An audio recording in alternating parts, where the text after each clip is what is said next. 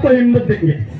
बीच में नौजवान ये इस देश के रखवाले हैं, इस देश के संचालक है, इस देश के भाग्य विधाता है, इस देश के नवनिर्माता है, इस देश को डिजिटल इंडिया बनाने का है और इस देश को आगे ले जाने का जिम्मेवारी हम नौजवानों के ऊपर है, ना कि बच्चे के ऊपर, ना ही बूढ़े के ऊपर। आज हमारे नौजवान पढ़ते नहीं है, जबकि इस देश को अगर स्वतंत्र रखना है तो आपको जानकारी होनी जरूरी है। आपको उन वीर योद्धाओं का कहानी याद होना जरूरी है जिन वीर योद्धाओं ने अपने जान की कुर्बानी देकर इस देश को आजाद किया था। और हम आजाद भारत में जातिवाद, फांसीवाद, संप्रदायवाद करते हैं। क्या भगत सिंह जी तुम्हारे नहीं मारा फांसी के डंडे पे? तुम जैसे नौजवानों के लिए फांसी का बंदे पे चढ़ा था? क्या हमारे देश के नौजवान जातिवाद का नारा लगाएंगे? हमारे देश के नौजवान फांसीवाद का नारा लगाएंगे? हमारे देश के नौजवान संप्रदायवाद का नारा लगाएंगे? हमारे देश के मुसलमान, हमारे देश के हिंदू आपस में लड़ेंगे? इसलिए मैं आप लोग अपने देश के आजाद का आंदोलन लड़ा था, इसलिए मैं अपने आज दक्षिण अफ्रीका के सरकार से लड़ गए थे।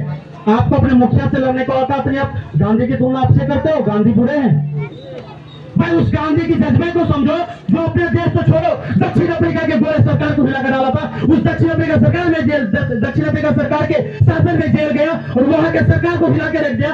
तो आप बात किसका उनकी करते हो?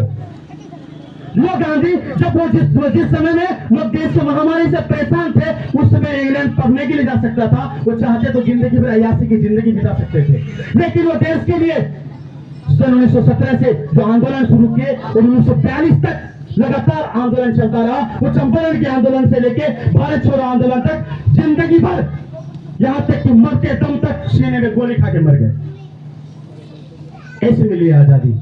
आजादी बस कहने के नाम नहीं है, आजादी बस सुनने के नाम नहीं है, आजादी बस गाड़ी में तिरंगा लगाने का नाम नहीं है, आजादी बस मोबाइल में स्टेटस लगाने का नाम नहीं है। आजादी तो आपके सीने में होना चाहिए, हर पल होना चाहिए, हर दम होना चाहिए। जब इस देश को आपकी जरूरत पड़े, आप इस देश की मरने के लिए तैयार हो जाए। आजादी तब होगी, आजादी तब होगी जब इस देश के हिंदू मुसलमान एक प्लेट में खाना खाए। आजादी तब होगी जब इस देश के हिंदू मुसलमान एक साथ एक दुकान पे बैठ के चाय पिए और एक साथ इस देश के लिए मरे। आजादी तब होगी। और आज हम आप क्या करते हैं? तो मेरे नौजवानों, हमारे जितने भी भावागण है, आप सभी से एक ही रिक्वेस्ट है, इस देश की एकता और अखंडता को बनाए रखना है। हम सब आज इस तिरंगे के नीचे इस संकल्प ले कि हम मर जाएंगे, मिट जाएंगे, लेकिन इस देश पे एक आंच नहीं आने देंगे। उस वीर जवानों की कुर्बानी को बेकार जाने नहीं देंगे। धन्यवाद।